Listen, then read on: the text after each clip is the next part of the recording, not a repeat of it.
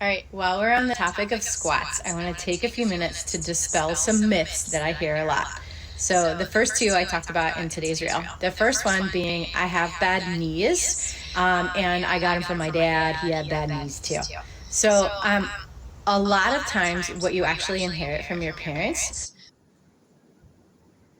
is a lifestyle, a tendency to be sedentary, or a tendency to be more active, or posture. The way that the bones in your foot align with each other, the way that you tend to hold your foot, the way that you tend to stand, the way you tend to hold your spine or your pelvis or your hips. And all of those things together will affect the function in your knees. But what you're inheriting isn't the bad knees. What you're inheriting is these predispositions, but there's a lot that you can do to overpower that, to have knees that don't cause pain, to control the things you can.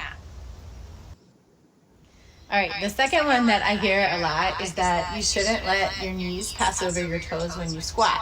So really this boils down to how long your femurs are, the flexibility in your ankle, and a few other factors about the proportions in your body.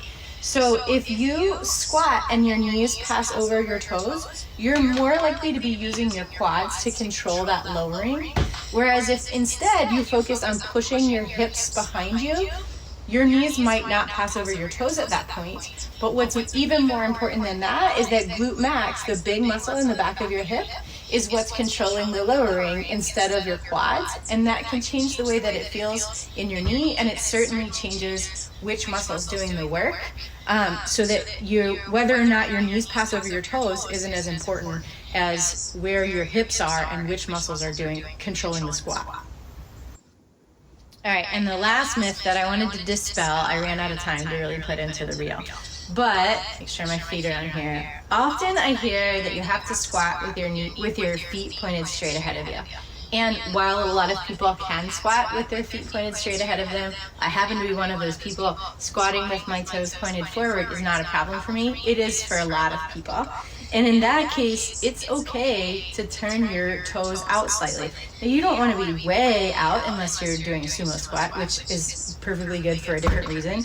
But if you're squatting anywhere in here is a suitable place for your feet to be, it has to do with the way that your bones align between your foot and your ankle and your knee and your hip. And different people will squat better in different positions. So find the path of least resistance, find what works for you, and that's a good position for your feet to squat in.